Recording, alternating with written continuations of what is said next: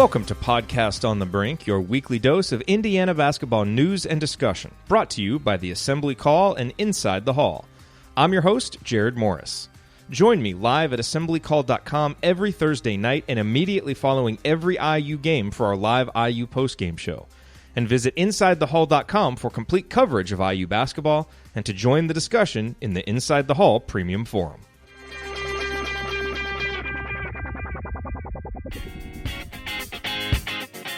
On this week's edition of Podcast on the Brink, our old pal Mike DeCourcy is back to talk with us about the Indiana Hoosiers, about the Big Ten Conference. We have a wide-ranging conversation with Mike, as we always do, looking back on Indiana's performances against Michigan State and Maryland. The one moment in the Maryland that really bothered him, that he didn't think got talked about enough on Indiana's end in terms of what kind of turned the game for them there over the final few minutes. We look ahead to Indiana's games against Penn State and Ohio State, and then, as we usually do with Mike, take a step back and look at the Big Ten Conference as a whole. Who are the teams at the top for him, if he's kind of power ranking the top 4 or 5? How many Big Ten teams does he think have a realistic shot, a realistic path at making the NCAA tournament? And what to make of Michigan, a team that's in all kinds of turmoil right now. So that and a whole lot more on this week's edition of Podcast on the Brink with Mike DeCourcy. Alex was unable to make this week's recording. I know. It's 3 straight weeks that we haven't been able to record together. We plan on it, just things have gone haywire the last few weeks, which sometimes can happen in season when schedules get a little bit crazy. But Alex isn't here, so it's just me, just Mike. But we are planning to be back together again next week to record a new episode of Podcast on the Brink.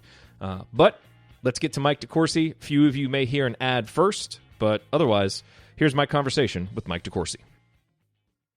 Ladies and gentlemen, you know him from the Sporting News, the Big Ten Network, from his weekly segments on the Assembly Call, and now as a bracketologist for Fox. Yes, he is the second hardest working man in college basketball after Joey Brunk. It is Mike DeCourcy. Mike, I was disappointed that we had to cancel our weekly chat over at the Assembly Call this week, but I'm glad that we were able to catch up and make it happen here on Wednesday on Podcast on the Brink. Oh, me too. Absolutely. I really enjoy these visits. I do too. So let's begin by reflecting on what, the week that we just saw from Indiana. And I'm curious if you agree with my assessment. Do you think it's fair to classify last week as both a major missed opportunity for Indiana and overall 80 minutes of pretty encouraging basketball by the Hoosiers? Yeah, I mean, they played good basketball. There's no question about that. They did better things. There were fewer, although not. We still had some problems. We still saw some problems, I should say, in terms of consistent execution, determined execution at the offensive end. But there was certainly an improvement there. I would say that that it was a missed opportunity because, in this sense.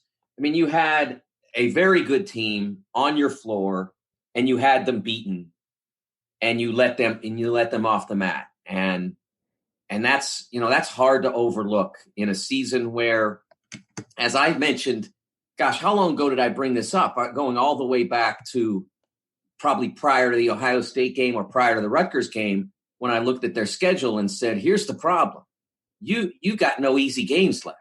I mean, there are none." And so when you get a hard game won and then you let it go, well, are you going to be able to get that back when all the games are hard? That's the problem. That's what was lost as much as anything in the Maryland game. So as we look ahead to this week, Indiana had the 2 home games. They have 2 home games coming up next week, but sandwiched here in the middle are a couple of road games at Penn State, at Ohio State. And these are road games that both seem winnable, but both are obviously very losable because every home game in Big Ten play is losable. So as you look at these 2 games, what do you think is reasonable to expect from Indiana? Well, I think what's reasonable to demand is more good basketball, more progress. But you could play great and lose twice.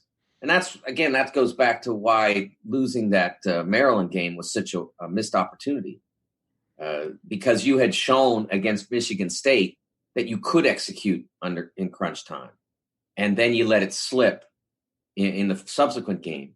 Both of these teams are really good. And I know Ohio State hasn't played great basketball in a while, and you may go into that feeling like that's one you can get. I can't argue with that.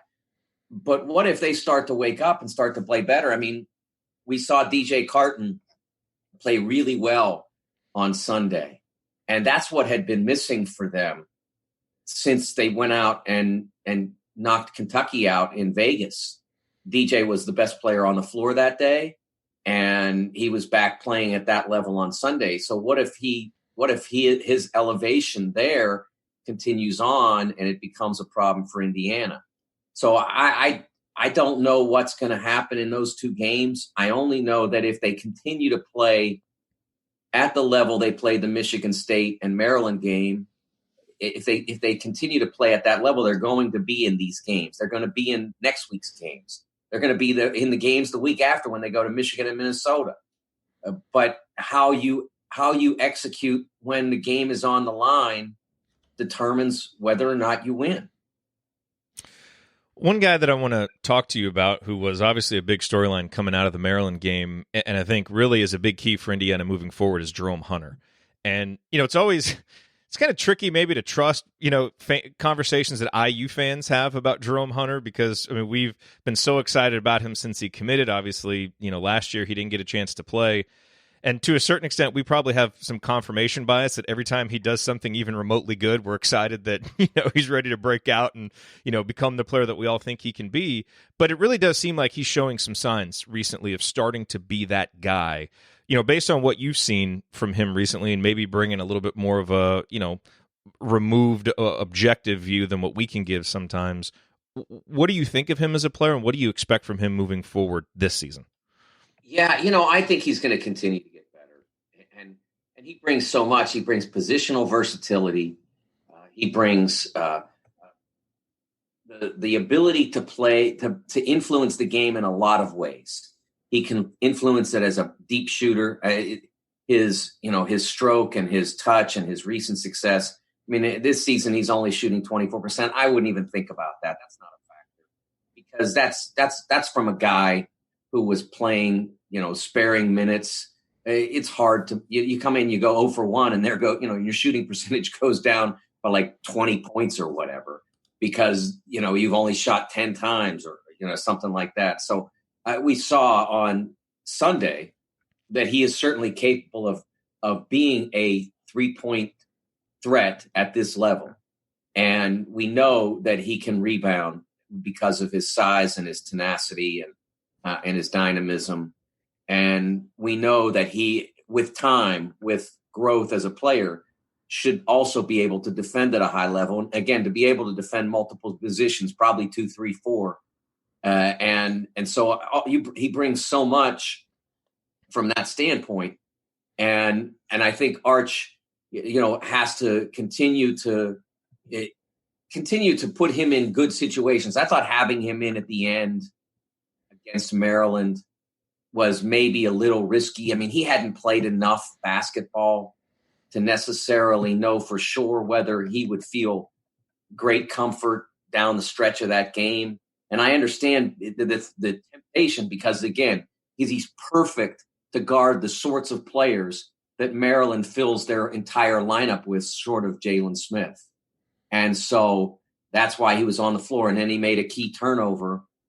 And then you say to yourself, gee, why is he out there? And I do think that because of he's able to, look a Wiggins in the eye, or an Ayala, or a Morcell. All those guys like that are a little bigger than most of the wings, most of the perimeter players, Devontae or Al or Robert. Most of those guys are smaller than Maryland's perimeter guys. So it was easy to feel like Jerome was an ideal player to have in the game at that point. When you look at Trace Jackson Davis's numbers, especially his efficiency numbers as a freshman, they're outstanding. His offensive efficiency rating, his ability to draw fouls, get to the free throw line, all of those stats are really, really good. But he's doing it at, somewhat a low usage rate. He's using 21.6% of Indiana's possessions, and when you compare him to the other bigs in the Big Ten, that's one of the big differences. Is those guys are using 25, 26. Luka Garza's using 30+% of possessions. Do you think it's time for Indiana to start getting him the ball more and almost, forcing him to use more possessions? Or, because he's a freshman in a league this tough and you got a guy like Joey Brunk, do you think that they've kind of found a sweet spot with him where he can maintain that efficiency, and that if you kind of forced him to use more possessions, you would start to get diminishing returns? Yeah, I think the term usage rate is a misnomer in the case of, especially of big guys, but especially in Trace's case. It's more of a passage rate to me. You say, is it time? I mean, no, that time passed a month ago. I mean, yeah. Arkansas game, he absolutely destroys a really highly regarded defense, a highly efficient. If you go ahead and look at KenPom, what Arkansas does defensively, and he destroyed it. I mean, it was a joke for 20 minutes. They're the number 11 defense in the country, and he had 16 points and a half. And then what happened? He wasn't within the zip code of the ball the rest of the game. So I think that does that mean every time you play that Trace has got to get 15 shots? No, because the more you give him the ball, the more eventually teams say, oh my God, that guy can do this, he can do that, what do we do? And then they start throwing defenders at him. And then what happens? All of a sudden, the shots that someone like Devontae is taking with a guy in his face are wide open shots. All of a sudden, the open shots at the top of the key the shots that Robert gets at the top of the key come to him, and he's wide open because guys are digging down to try to get the ball away from Trace. Trace has shown himself to be a very capable passer. Last 3 games, as the ball has flowed to him at least a little more than it had. 3 assists, 2 assists, 4 assists. He can pass the basketball.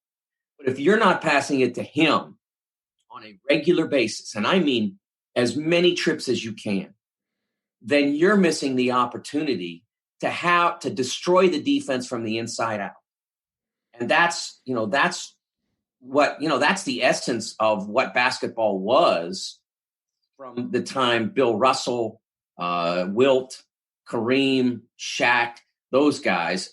That's what basketball was in those days. And we see less of that now because there are fewer players on the inside who are capable of wrecking a defense with that, of being of demanding that if you don't guard them, then they will score, and they will draw the foul on the big guy or do both. And that's something in the Big Ten that is prevalent. There are so many good big players in the Big Ten, and that's part of what makes Luka Garza, for instance. Why is Iowa good? Well, Iowa's good because Luka Garza gets the ball, and everything that happens in Iowa's offense on the majority of their trips happens because Luka Garza is unbelievable, and you have to try to deal with it. And I'm not saying Trace is Luka Garza, but he's not that far, and he's certainly capable of doing good things with the basketball when he gets it. And I've been arguing for that for, like I said, going all the way back at least to the Arkansas game, when he scored 16 in the first half and did not touch the ball or did not have a shot attempt for the final 9 minutes of the game. So I believe that, I'm not saying don't throw it to Joey. He's great too. But whichever one is in the post at a given moment has to get greater access to the ball than he has gotten consistently. I mean, I'm not saying that every game has been like this, but on a consistent basis, either or both of those guys have to get the ball more often.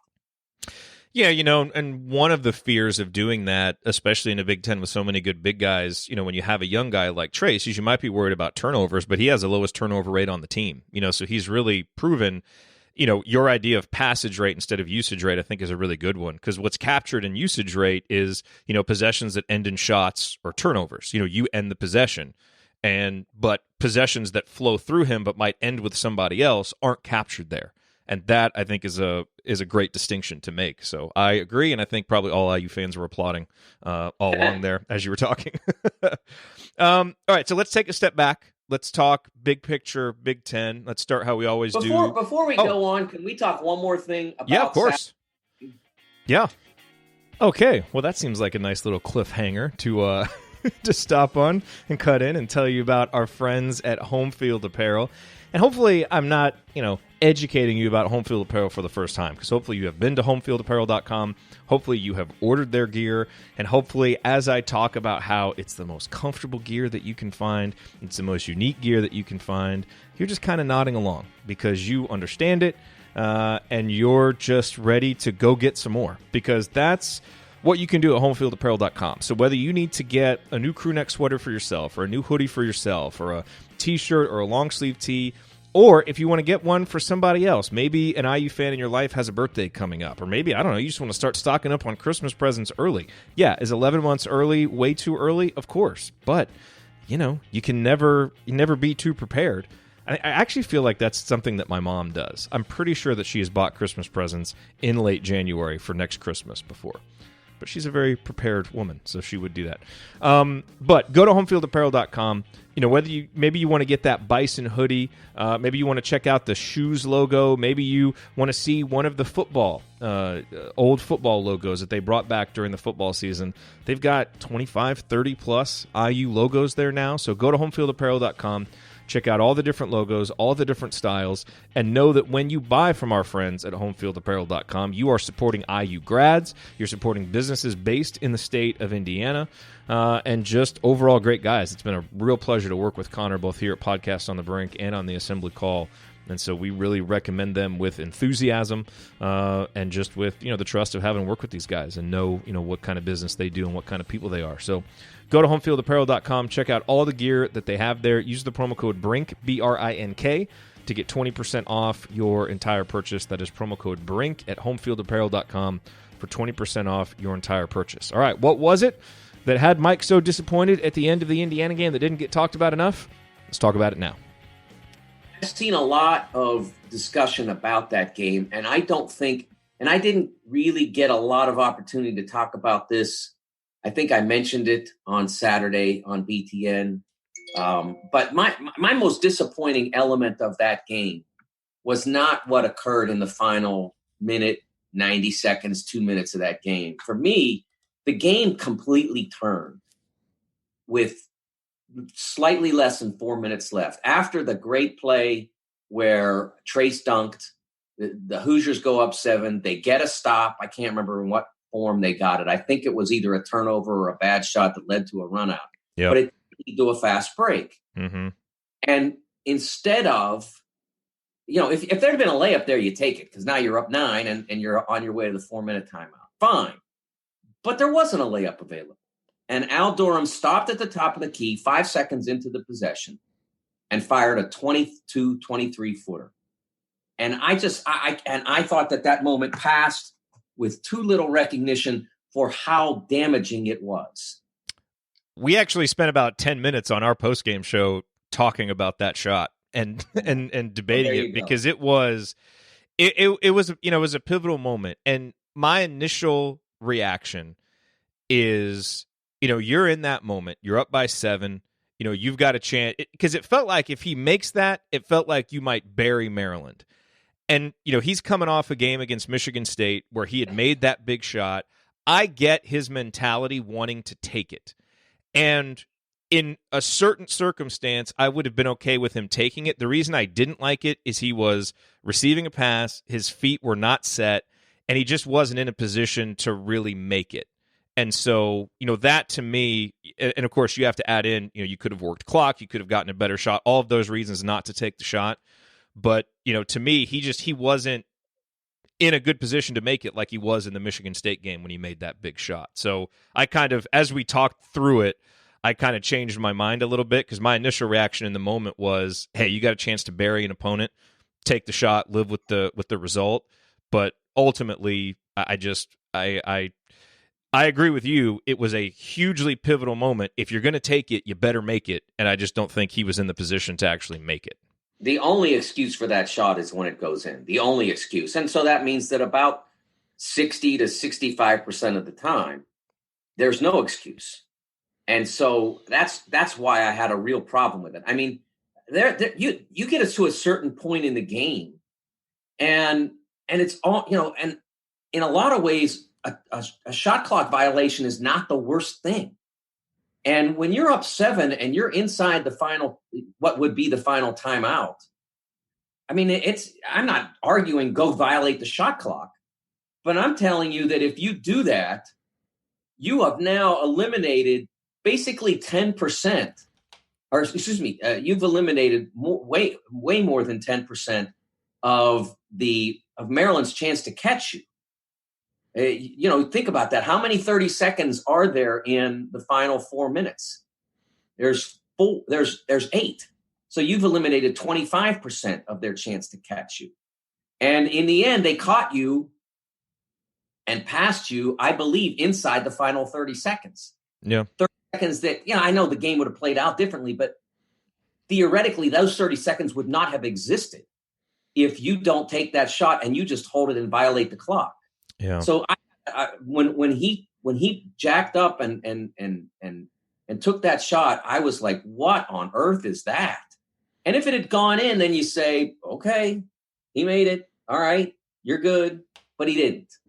And as I said, sometimes the only excuse for a shot that you take is if it goes in. And if it doesn't, then you have a lot of explaining to do. And I was really surprised that a team that had managed the final several minutes against Michigan State so beautifully and seemed to have made a lot of progress in that regard went right back to the problems that they had in the Arkansas game, in the road Maryland game, and in several others prior to that. Yeah, conversations like that are interesting because I try as much as possible to divorce myself in the conversation from the result and speak more about the process.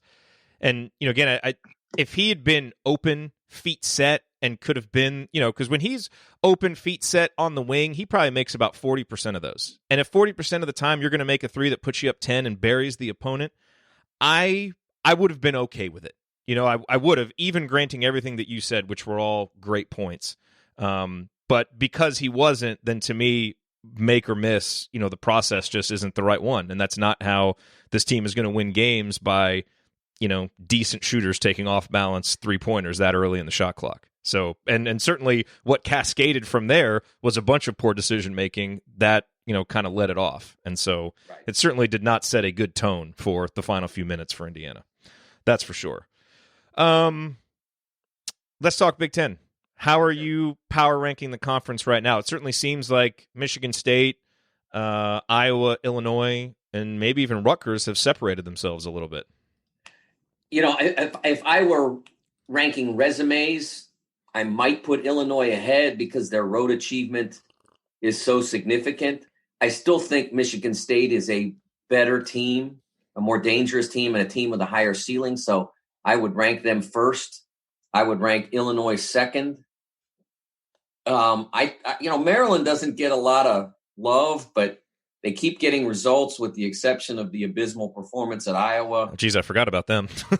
Yeah. I made up for some of that. They made up for some of that Sunday with the comeback in Bloomington. And then Iowa as well. I think Iowa has done really well. Rutgers, I would not put Rutgers in the top 5 because when you look at them, and they have achieved great things, and they are in great shape. It's still a not majority, still almost exclusively, not quite, but almost exclusively a home court creation. Yeah. They still have to show the ability to conquer on the road that some of the other teams have. And they only have 4 home games the rest of the way. Yeah, well, they've played a lot of their difficult games, and they've been successful. So they've taken advantage of their opportunities, which you have to give them credit for. And the committee will give them credit for that. They don't ignore the road, I mean, excuse me, they don't ignore home court, but they want to see you do stuff on the road too. And so Rutgers still has to show that they're capable. That I thought they took a big step forward, even though they lost. It's sort of somewhat similar to the Hoosiers playing well and losing at home to Maryland when Rutgers went to Iowa and controlled the pace of the game and the nature of the game, just couldn't make enough buckets to win. I thought it was a big step forward for them.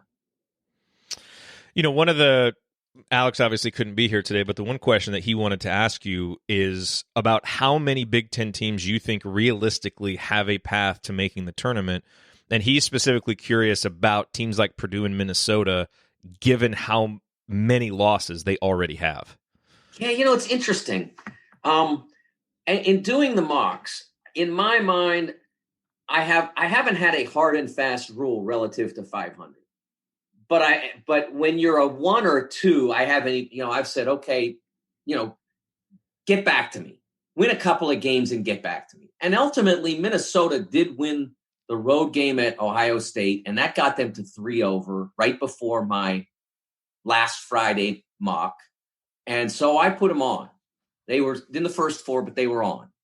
I have not had Purdue. I've done 7 now, I believe. I have not had Purdue on any of them, because they've never been in all that time more than 2 games over. And so I won't consider them for that. I just can't, I know that teams have made it in the past at 2 over. And it's not impossible that they could do it at 2 over. But I do remember that when Georgia did it, their schedule was, and we didn't have quite as sophisticated a metrics in 2001 as we do now. But at that point, they had what was considered to be one of the strongest schedules ever played. And most of their victories were against what was then a standard. It probably would have equated to now quad 1, quad 2. Then it was top 100 in RPI. And so that was why they got in.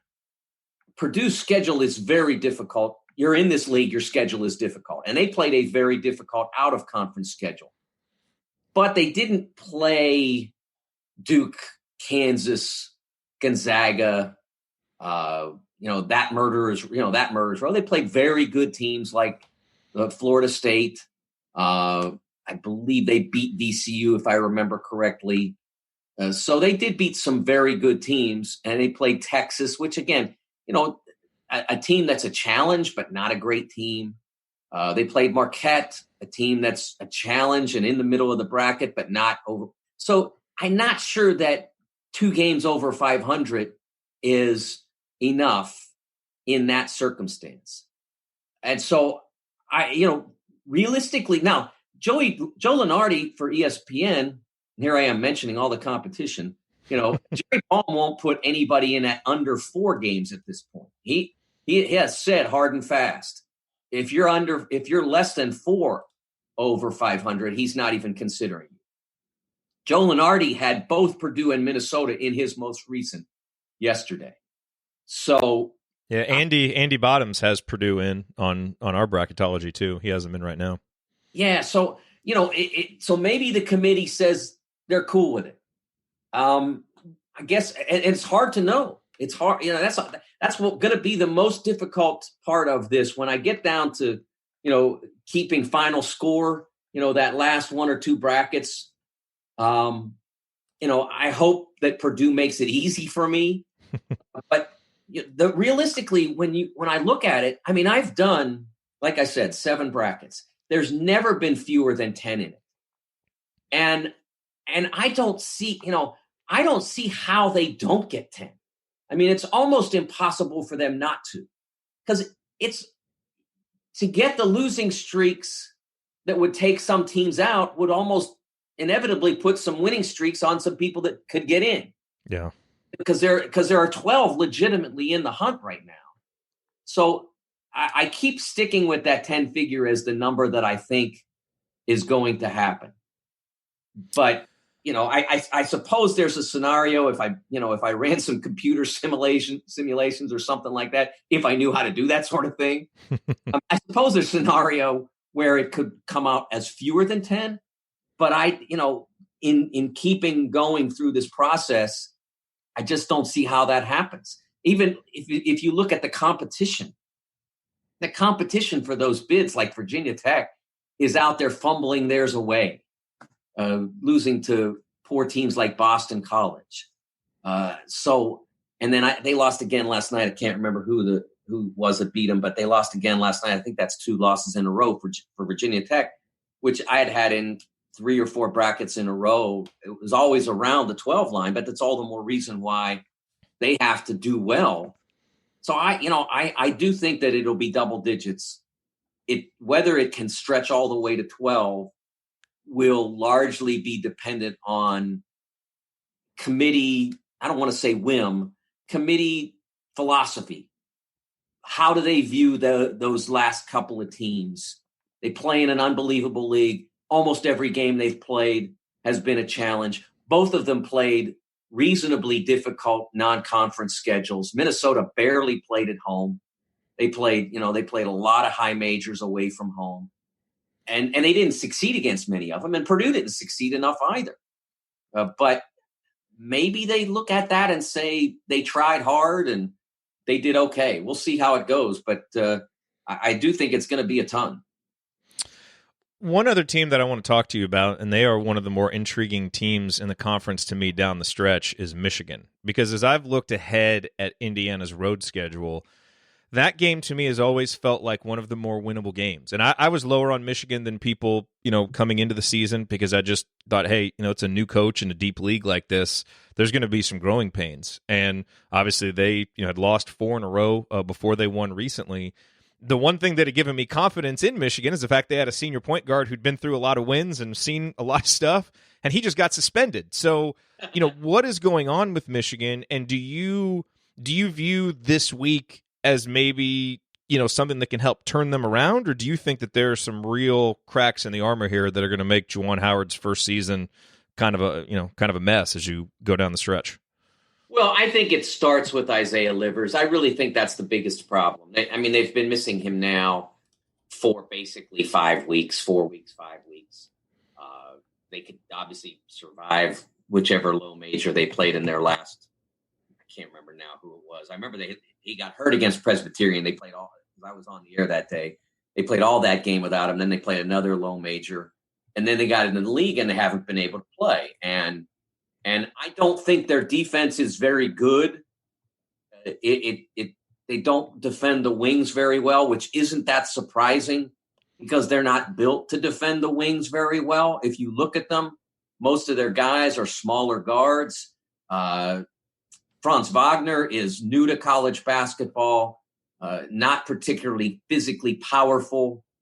So I wouldn't expect him to be a dominant defender. They're very young on the wings as well, with the exception of Eli Brooks. Again, not the longest guy, isn't built to be a great defender. He could certainly be a guy that in the right system could do his job, but he's not going to be a shutdown guy or something like that. And then you take Livers out, and so then they get young at that spot as well. They either get young or they get small. Neither one of those is really a great option. So their defense isn't great. Well, how do you counter that? Well, by having a great offense.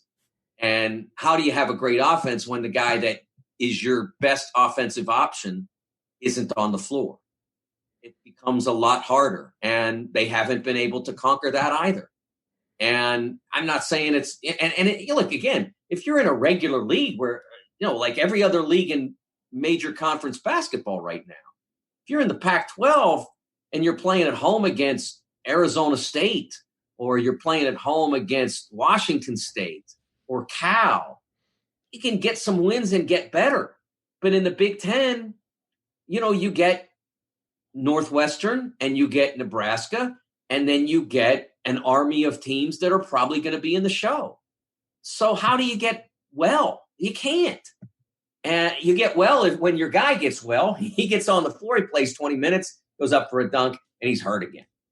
So I don't hold Juwan overly responsible for what hasn't worked. because when he had his whole complement of players, it was working. And even the Oregon home loss, there were some things that I would have liked to have seen him do differently down the stretch defensively. Isolating Peyton Pritchard and allowing him to go one-on-one and not helping on him, and not doubling to try to get the ball out of his hands, those sorts of things. There are things I would have liked to seen him do differently. And I think he has learned some lessons through the course of this year. But even in that game, the point I was trying to make was that they were playing really well. I mean, they did good things. They lost by a point in overtime to a top 3, top 4 seed. So I think when they're whole, they're good. I don't know when they'll be whole again.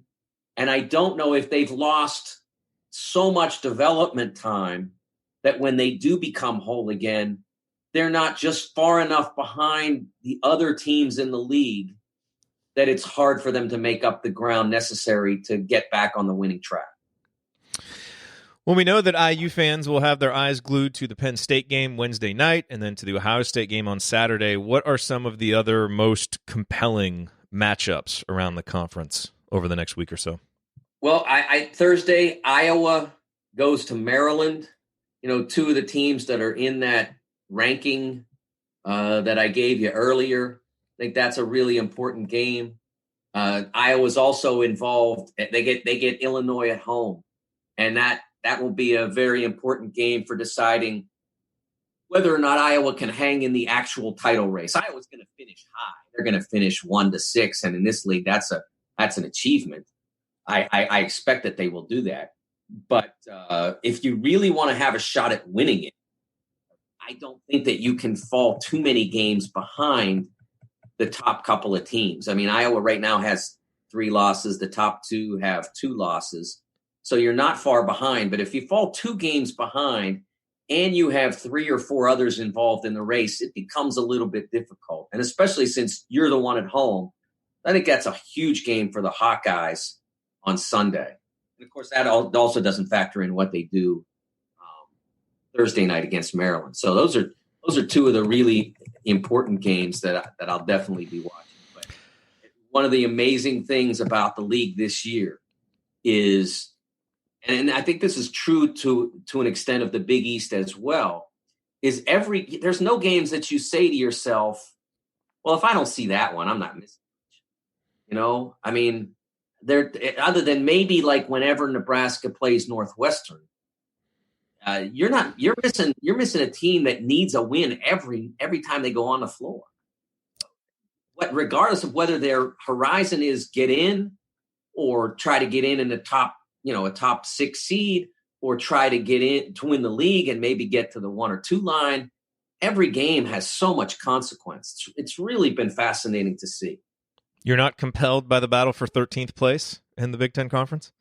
And I think that's the one night, if you feel compelled to take off a night, that will be the one. The soccer people would say, see, if you had promotion and relegation, then that game would matter too. But we don't. And so we will not see Dayton move into the Big Ten next year and the loser between Northwestern and Nebraska go down to the Atlantic 10. We do not boy. I'm sure Indiana fans would deal very, very maturely with Dayton moving into the Big Ten and being ranked above Indiana. Mike, always a pleasure to talk with you. I'm glad we were able to chat this week, and we'll talk next week, hopefully over on the Assembly Call for Banner Morning or for Banner Monday, and hopefully we have at least one road victory to talk about, because that would be big for Indiana to get this week.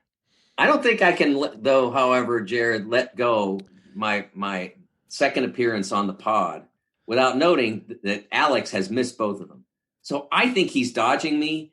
I'm not sure why. I thought we were cool, but he every time I end up on the pod, there's no Alex. So I don't know what that's about, but I guess we'll figure it out eventually down the line. Well, Mike, I think you got to be a little patient with Alex. That Iowa-Wisconsin game was rough for him when Nate Reavers got outplayed by Luka Garza, because he is the biggest Nate Reavers fan, and so I think he's just struggling a little bit to come back from that, and just not quite ready to talk Big Ten basketball yet. Well, give him my regards. I will do so. Thanks. Thanks, Mike. We'll see you. Yep. Bye. All right, the great Mike DeCourcy here with us on Podcast on the Brink. Always great to talk with Mike. Love his insight on the conference. So just a couple of housekeeping notes. We will have the post-game show, IU Penn State tonight, and then, of course, IU Ohio State. By the way, for that Ohio State post-game show over at the Assembly Call, Mark Titus from Titus and Tate is going to be joining us for that one, so that should be a pretty fun one. And then, I wanted to mention, I think I've mentioned it on this show once, but I can never quite keep track if I've talked about something on the Assembly Call or here. But our Assembly Call team is going to be up in Bloomington for the Purdue game on February 8th. And so, so Andy Bottoms, who, writes the Bracketology stuff for Inside the Hall, myself, Ryan, Coach Tonsoni, we will all be up there. And we're going to be doing an event after the game at Switchyard Brewery in Bloomington. So we're actually going to do a live postgame show. I think Alex is going to come to that as well. But we'll be doing that along with the guys over at Crimson Cast. So hopefully it's just like a big group of IU podcasters there. And we always love to be able to come up in town and just, to be able to meet so many of you who listen to the show. So if you're able to come to Switchyard after the IU Purdue game, please come. Like I said, we're going to do a live post-game show, and then we'll just be hanging out. Great chance to meet and talk. If you're not able to go there, but you're going to be at the game, please let me know. You can tweet me at Assembly Call. Send me a direct message. Let me know, because we'll be at the game, and it would be great to be able to meet you there. So that's when we'll be up there this year, February 8th for the Purdue game. Hopefully we get to watch a really good Indiana performance, see the Hoosiers beat Purdue, and then go celebrate it at Switchyard afterwards. But yeah, let me know if you'll be there, and it would be great to be able to meet you, and thank you face-to-face for listening to Podcast on the Brink and listening to the Assembly Call and making what we do possible and worthwhile. All right, that is all we have for you this week. We'll be back next week with another brand new episode. Now, this is like 3 straight weeks where it's been either me or Alex. Scheduling has just been a little bit crazy, so we're going to plan a mailbag episode soon. The next time Alex and I can both be on the podcast together, we'll probably do that mailbag episode, so get those questions ready to go. And hopefully the Hoosiers go out and take care of business tonight up in Happy Valley. Talk to you on the post-game show on the Assembly Call, and then talk to you on Podcast on the Brink next week. Take care. Thank you for listening to this episode of Podcast on the Brink. We always appreciate you being here.